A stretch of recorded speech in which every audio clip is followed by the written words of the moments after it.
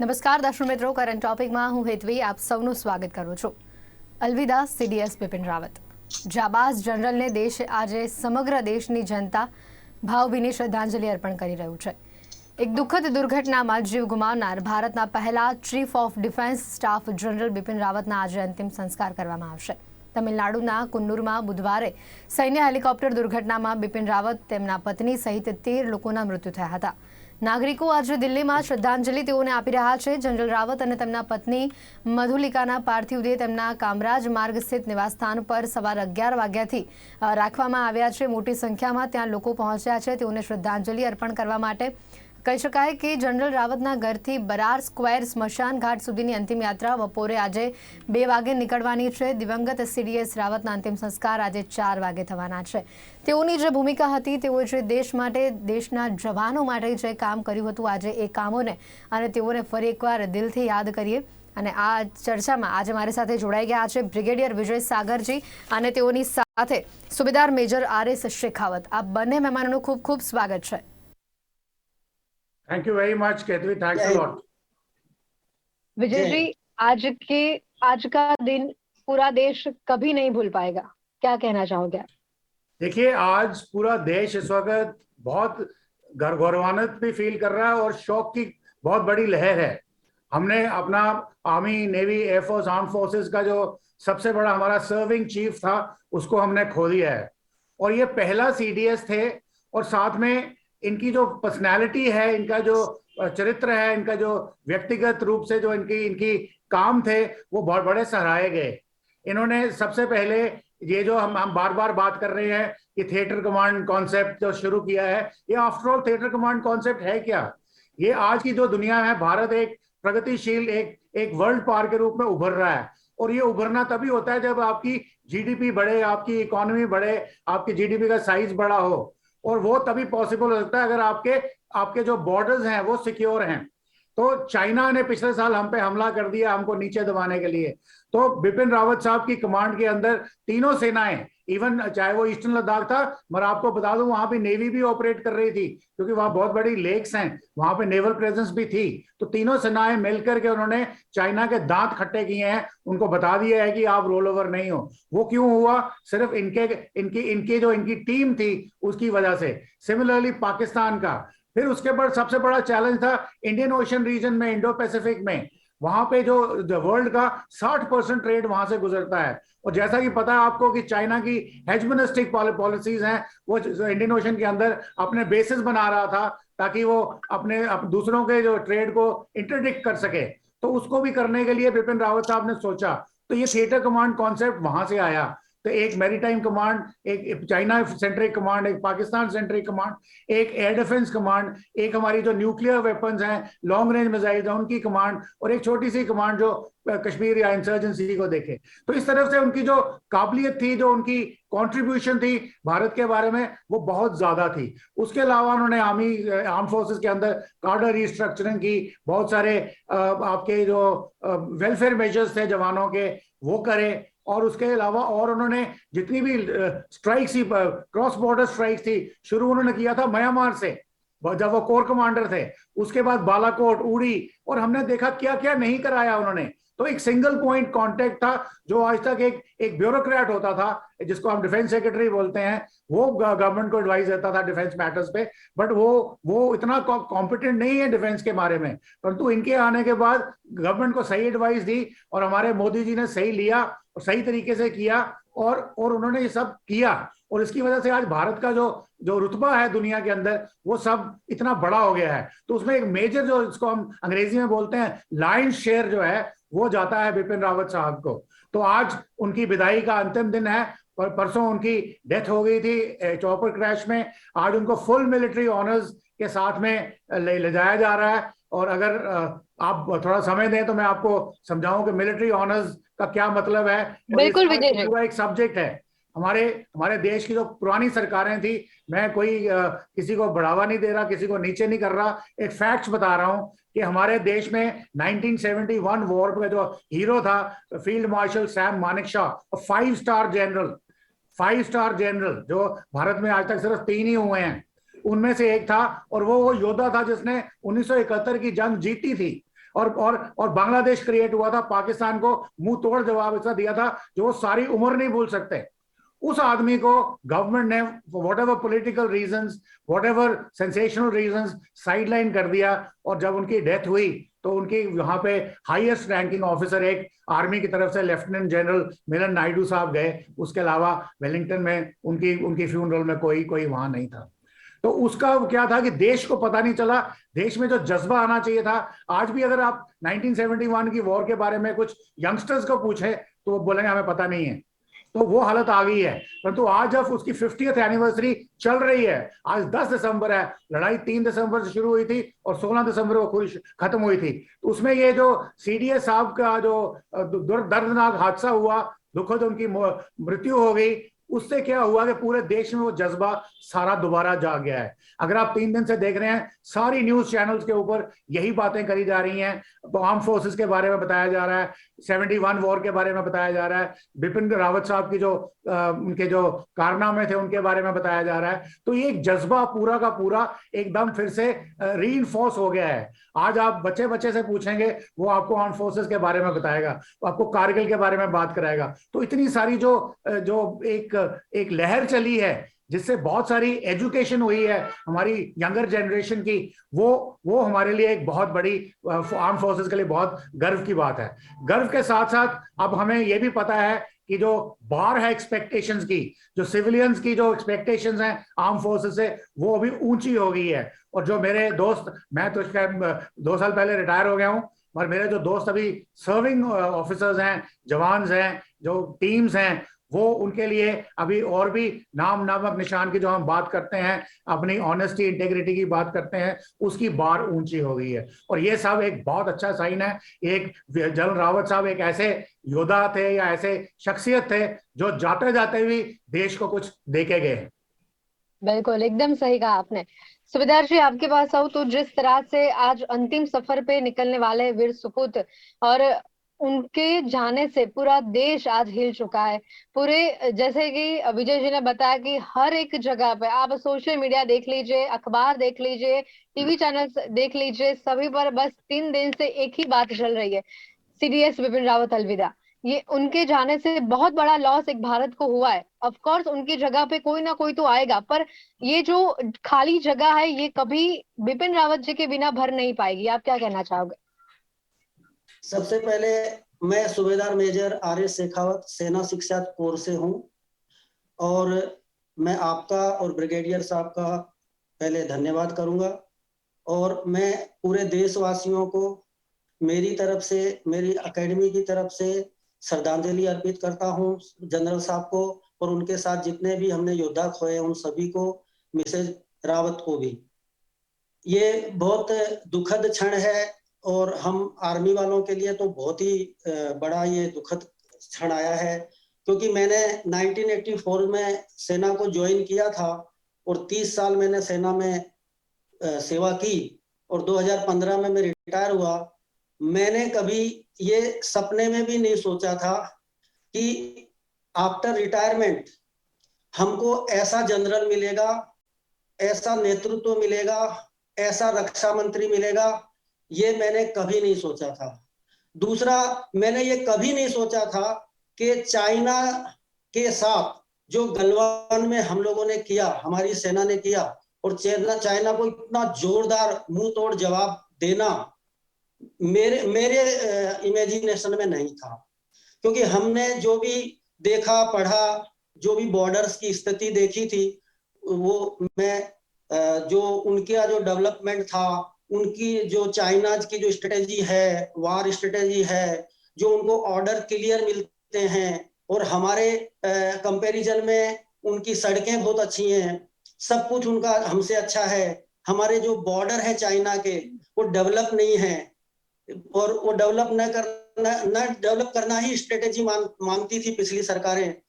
तो मैं सबसे ज्यादा तो इसलिए अब गर्व महसूस कर रहा हूं।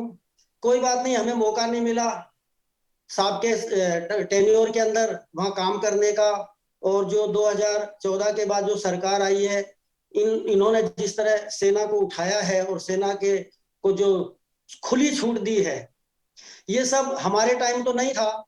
दुख भी है इस बात का कि आज हमें वहां होना चाहिए था, क्योंकि अभी तो मौका था हमें भी कुछ करके दिखाने का।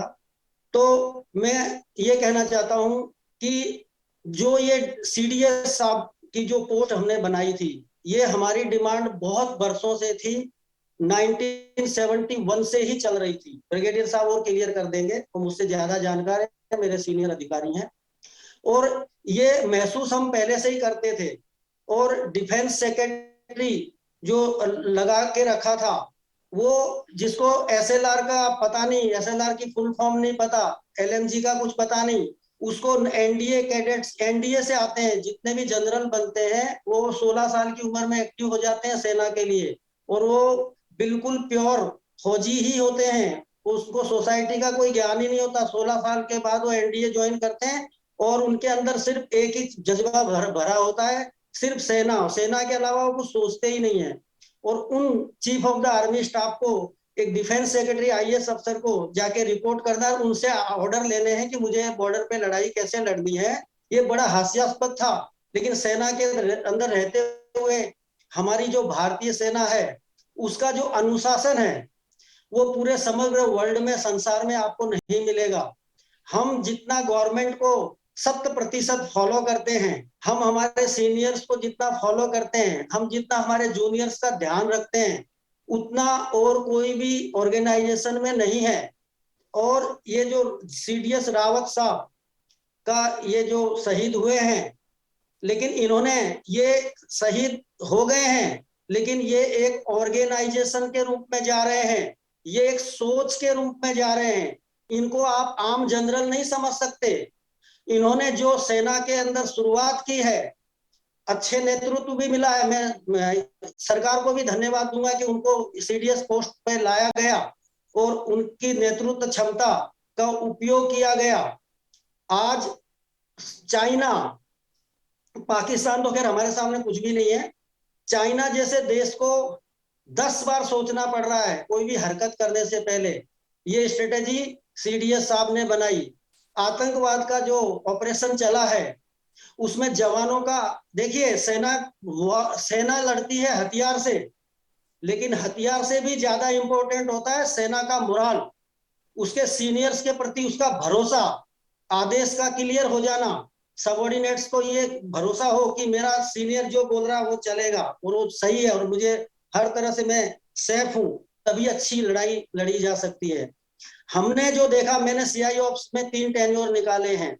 अभी जो हमारे जवान सीआई ऑप्स में जो काम कर रहे हैं, उनको पहली बात तो आदेश क्लियर है, और इससे बड़ी बात, और एक जनरल साहब क्या कहेंगे कि पहली गोली हम नहीं चलाएंगे, लेकिन अगर आपने चलाई तो फिर हम गोलियों की गिनती नहीं करेंगे। अगर ये स्टेटमेंट, जब भारतीय, मैं रिटायर हो गया, मेरे को जोश आता है यहाँ बैठे बैठे, तो आप सोचिए जो काउंटर इंसर्जेंसी के अंदर जो जवान पोस्टेड है, रात दिन आतंकवादियों से मुकाबला कर रहे हैं, जब उनके कानों में ये स्टेटमेंट जाएगा कि हमारे जनरल साहब की ये वर्डिंग है, तो उनका हौसला 10 गुना बढ़ जाता है। हमारी सेना की ट्रेनिंग के दौरान, पहली सेना है पूरे संसार की जिसमें हमें 1:10 की ट्रेनिंग दी जाती है।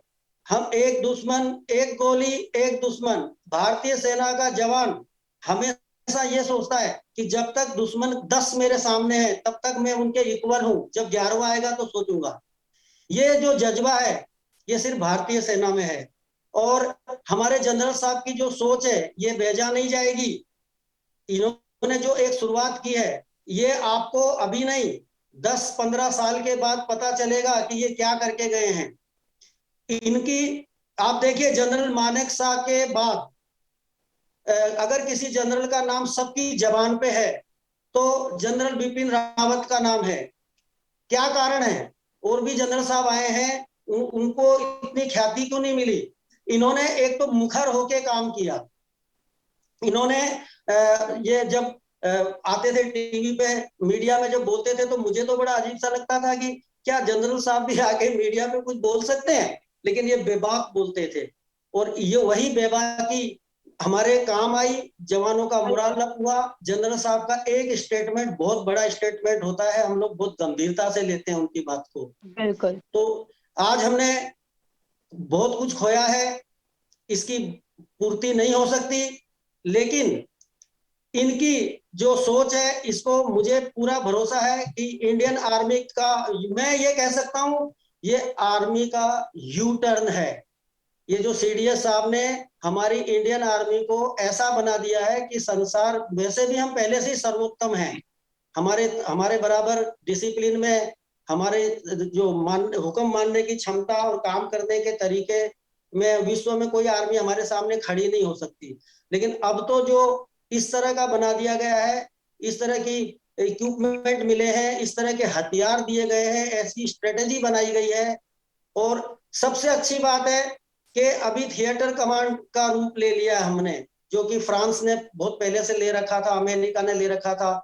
मेरे समझ के बाहर है कि ये कॉन्सेप्ट तो बहुत पहले ही लागू हो जानी चाहिए थी, लेकिन चलो, देर आए दुरुस्त आए। बिल्कुल बिल्कुल। विजय जी, आपकी बात करें, आप बहुत करीब से सीडीएस बिपिन रावत को जानते थे। अगर उनकी पर्सनल बात करें, वो स्वभाव से किस तरह के व्यक्तित्व धराते थे, या फिर बात करें उनकी सादगी की, उनके स्वभाव की, तो आप क्या कहना चाहोगे? विजय जी, विजय जी माफ कीजिए, आपकी आवाज नहीं आ रही। वो एक गो गेटर थे, यानी कि कोई काम दे दिया तो उसको छोड़ना नहीं है। और जैसे वो आईएमए से पास आउट हुए हैं, तो वो सोर्ड ऑफ ऑनर के साथ पास आउट हुए हैं।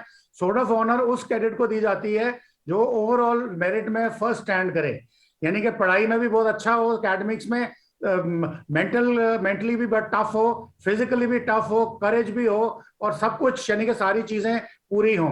तो एक बहुत बड़ी बात थी। और जब उन्होंने यूनिट ज्वाइन करी है, उसके बाद जहां कहीं भी गए हैं, तो उनका एक ही मोटो रहा है कि जो भी हमें काम मिलता है, टास्क मिलता है, वो पूरा करना है। और उसके साथ में जो उनके जूनियर्स थे, वो उन्होंने आज काफी उनको संभाल के रखा। जैसे आज सुबह, आज मैंने भी टेलीविजन पे पहली बार देखा, उनके घर के बाहर एक यंग लड़का आता है, वो कहता है, एक हमारे अब्दुल हमीद थे, परमवीर चक्र, तो वो यूपी के रहने वाले थे, तो उनको कोई प्रॉब्लम थी, तो उनके पोते आगे बोलते हैं कि हमारी दादी को कोई प्रॉब्लम थी, उन्होंने पर्सनली आगे सॉर्ट आउट करी। यानी कि जो भी एक्स सर्विसमैन है या सर्विंग बंदा है, अगर उसको कोई भी तकलीफ आती है तो उसकी तकलीफ खत्म होनी चाहिए। तो ये उनका एक जज्बा रहा हमेशा से, यहाँ तक जहां तक कि उनके व्यक्तित्व का सवाल है। परंतु उसके बाद वो बड़े मिलनसार थे। जैसे अभी आज चीज मैंने भी आज पहली बार देखा, हालांकि मैंने भी J&K में बड़ी नौकरी करी है, बल्कि मैं वहां का रहने वाला हूँ, और मैंने आज देखा बारामूला में, गुरेज में और श्रीनगर में लोगों के कैंडल्स जलाते हुए जनरल बिपिन रावत के लिए। तो ये एक बहुत बड़ी बात है कि एक इंसर्जेंसी प्रोन एरिया में, जहां पे एक एंटी इंडिया फीलिंग बहुत सारे लोगों में चलती है, वहां भी उनके दोस्त थे। तो उनकी एक किस्म की एक अच्छाई थी कि वो जहां भी जाते थे, वो इस सबको अपना दोस्त बनाते थे। और दोस्त बनाने के साथ साथ जिस ऑर्गेनाइजेशन में वो काम कर रहे हैं, जहां तक तो नेशन का सवाल है, हमारा चेटवर्ड मोटो एक हमें सिखाया जाता है आईएमए के अंदर, इंडियन मिलिट्री एकेडमी में, तो उसमें nation comes first, menu command come next, and आप अपनी जो आपकी कोई कंफर्ट है वो सबसे बाद में आती है। और ये चेटवर्ड मोटो को एक किस्म का उन्होंने जमीन पर दिखाया कि ऐसे उसको करते हैं। जवानों की पूरी परवाह, मगर कोई कॉम्प्रोमाइज नहीं है जहां पे उन्होंने अपना टास्क करना है, क्योंकि नेशन ऑलवेज कम्स फर्स्ट, वहां पे उनको कुछ नहीं है। फिर इन्होंने, सुबेदार साहब ने बात करी कि मीडिया से ऊपर उनको देखा, तो ये मीडिया के साथ जो प्रचलन है भारतीय सेना का, जो पहले भारतीय सशस्त्र सेनाएं हैं, वो हमको बोला जाता था कि मीडिया के सामने बात नहीं करनी है, आप सोल्जर्स हैं, आप पॉलिटिशियंस नहीं हैं। तो उन्होंने बोला नहीं, अभी चूंकि लड़ाई जो है वो खाली आर्म फोर्सेस ने नहीं लड़नी है, लड़ाई की डायमेंशन पूरी की पूरी नेशन ने लड़नी है। लड़ाई लड़ने के लिए पैसा चाहिए, GDP, economy of the country. फिर लड़ाई आजकल एसिमेट्रिक वॉरफेयर है, आपके ऊपर नैरेटिव बिल्डिंग होगी, सोशल मीडिया, फिर आपके जो जितने भी नेटवर्क्स हैं, साइबर नेटवर्क्स हैं, वो हैक होंगे। तो everybody is fighting the war together. इसलिए सिविलियंस को पता होना चाहिए कि आर्म फोर्सेस क्या कर रही हैं। तो उन्होंने एक मुहिम चलाई, एक कैंपेन चलाया, जिसमें उन्होंने बहुत सारे ऑफिसर्स को मीडिया की ट्रेनिंग शुरू करी। सबसे पहले बैच में मैं खुद था, और हम लोगों ने दिल्ली में international institute of mass communication में हमने भी जाके वहां पे एक डिप्लोमा कोर्स किया, तो सिखाया कि मीडिया से कैसे इंटरेक्ट करते हैं। और एक बड़ी मजेदार बात आपको सुनाता हूं कि जब मीडिया वाले एक आदमी ने उनको पूछा कि आप मीडिया के सामने खुल के आते हैं और इतने कॉन्ट्रोवर्शियल हैं, तो आपको डर नहीं लगता कि लोग आपको आपकी टांगे हर तरफ से खींच रहे हैं, आप इतनी कॉन्ट्रोवर्सीज में क्यों आते हैं? तो उनका जवाब था कि भाई सुनो, मैं एक सोल्जर हूं, मैं एक पॉलिटिशियन नहीं हूं, मुझे किसी से वोट नहीं लेने हैं, मैं वही करूंगा जो देश के हित में है, और उसके बाद हिस्ट्री मुझे जज करेगी कि जो मैंने किया ठीक किया या नहीं किया। तो इस किस्म की उनकी शख्सियत थी, और आज उनको फुल मिलिट्री ऑनर्स के साथ ले जाया जा रहा है। और फुल मिलिट्री ऑनर्स आप देख रहे हैं सुबह से उनके घर में, irrespective of the party lines, चाहे वो ऑपोजिशन वाले हैं, गवर्नमेंट वाले हैं, सब वहां आ रहे हैं। विदेशों के एम्बेसडर्स आ रहे हैं, उनके अटैचीज आ रहे हैं, और दुनिया भर से जितने भी बड़े बड़े देश हैं, European union, America, Canada, UK वगैरह वगैरह, सारे वहां से उनके प्रेसिडेंट्स के शोक संदेश आ रहे हैं। यहाँ तक, जहां तक कि रशिया से उनके जो डिफेंस मिनिस्टर हैं वो बोलते हैं I have lost a very good friend of mine. तो उनका पर्सनल जो इंटरेक्शन फॉरेन कंट्रीज के साथ था वो यहाँ उनके व्यक्तित्व में नजर आता है। तो फुल मिलिट्री ऑनर्स मीन्स कि अब उनको गन कैरेज के ऊपर ले जाया जाएगा। गन कैरेज मतलब ये एक बहुत बड़े ऑनर की बात होती है। जो मैं भी किसी जमाने में आर्टिलरी में था, तो आर्टिलरी की गन्स होती हैं उसको हम अपने कलर्स मानते हैं। कलर्स मीन्स जो आप लड़ाई में झंडा लेके चलते हैं उसको कलर्स बोलते हैं। अगर तो हमारे जो गन्स हैं, जो गन्स फायर करती हैं, वो भी हम उनको कलर्स ही मानते हैं। वो दुश्मन के हाथ में नहीं पड़नी चाहिए। सुबह जो भी एक गनर जब जाता है, चाहे वो एयर डिफेंस गनर हो या फील्ड आर्टिलरी गनर हो, वो जाके पहले अपनी गन को हाथ लगाता है और सल्यूट करता है। तो दिस इज हाउ दी उनकी दिनचर्या शुरू होती है। अब उसी गन के कैरेज के ऊपर अगर आपके शरीर को ले जाया जाए तो इससे बड़ी ऑनर कोई नहीं है। यानी कि जैसे उनके फ्लाइंग कलर्स हैं, वो आपको भी उसी के बराबर लगाया जा रहा है। तो ये ऑनर सबको नहीं मिलती है, बहुत कम लोगों को होती है। तो ये गन कैरेज के ऊपर उनका जो कॉफिन है, उसके ऊपर उनकी पार्थिव शरीर को ले जाया जाएगा। उनके आगे एक एस्कॉर्ट होगा, पीछे एस्कॉर्ट होगा, और बाकी जो दुनिया आपने देखा उमड़ पड़ी है वो तो है ही है। और जब वो बरार स्क्वायर में पहुंचेंगे तो 80 ट्राई सर्विस, तीनों सशस्त्र सेनाओं के तीन जवानों के ऑफिसर्स के 80 जनों की एक टोली आगे चलेगी और 80 जनों की टोली एक पीछे चलेगी। फिर जब वो वहां पे उनके पार्थिव शरीर को चिता पे रखा जाएगा, उसके बाद फिर उनको लास्ट पोस्ट बिगुल बजेगा और 17 तोपों की सलामी दी जाएगी। यानी कि तोपें दागी जाएंगी, तोपों की सलामी दी जाएगी। और उसके बाद उनका जो पॉल बियरर्स हैं, उनका जो उठाने वाले हैं, वो they will be of the ranks of lieutenant general equivalent army navy air force. 6 आदमी उठाते हैं उसको, और वो 2 आर्मी के, 2 नेवी के, 2 एयरफोर्स के लेफ्टिनेंट जनरल रैंक के लोग उनको अपने कंधे पे उठाएंगे और आगे लेके जाएंगे। तो इस किस्म की जो वहां पे सेरेमनी है, जिसको हम फुल मिलिट्री ऑनर्स बोलते हैं, और मेरे ख्याल में शायद प्रधानमंत्री भी अटेंडेंस में होंगे, रक्षा मंत्री भी अटेंडेंस में होंगे, और बड़े बड़े जो अपने देश के कर्मी हैं, जो हालांकि वो मॉर्निंग सुबह उनको अपनी श्रद्धांजलि देके चले गए हैं, परंतु मुझे पता नहीं वहां पे कौन कौन प्रेजेंट होएगा। बट वहां पे कंट्री की हाईएस्ट जो मैनेजमेंट टीम है या लीडरशिप है, वो आपको वहां पे देखने को मिलेगी। तो इससे बड़ा जो ऑनर है, ये कहीं पे होना बड़ा मुश्किल है।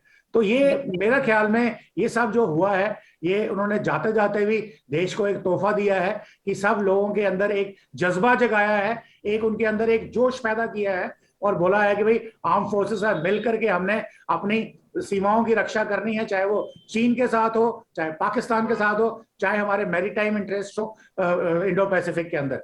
तो उसके लिए हम सक्षम है और हमने मिलकर एक लड़ाई लड़नी है। बिल्कुल। दर्शक मित्रों, आज बात કરી જે પ્રકારે બિપિન રાવત જાબાઝ જનરલને આજે જ્યારે દેશે ગુમાવ્યા છે, ત્યારે તેઓને ભાવભીની શ્રદ્ધાંજલિ ગુજરાત ન્યૂઝ તરફથી તો, અને પણ સાથે આજે જ્યારે સાંજે 4 વાગે તેઓનો અંતિમ સંસ્કાર કરવામાં આવશે, તેઓના વ્યક્તિત્વને લઈને, તેઓએ જે કામ કર્યા છે દેશના જવાનો માટે, તેઓનો જે પ્રોસ્પેક્ટિવ રહ્યો છે દેશના જવાનોને લઈને, તેના વિશે આજે વાત કરી। અને આ સમગ્ર ચર્ચામાં મારી સાથે જોડાયા હતા બ્રિગેડિયર વિજય સાગર અને સુબેદાર શેખાવતજી। આપ બંને અમારો ખૂબ ખૂબ આભાર, આપ જોડાયા તે બદલ।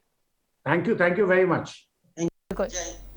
તો દર્શક મિત્રો, કરંટ ટોપિકમાં હાલ સમય થયો છે સમાપ્ત। ફરી મળીશું નવા વિષયની સાથે, ત્યાં સુધી રજા આપશો। નમસ્કાર।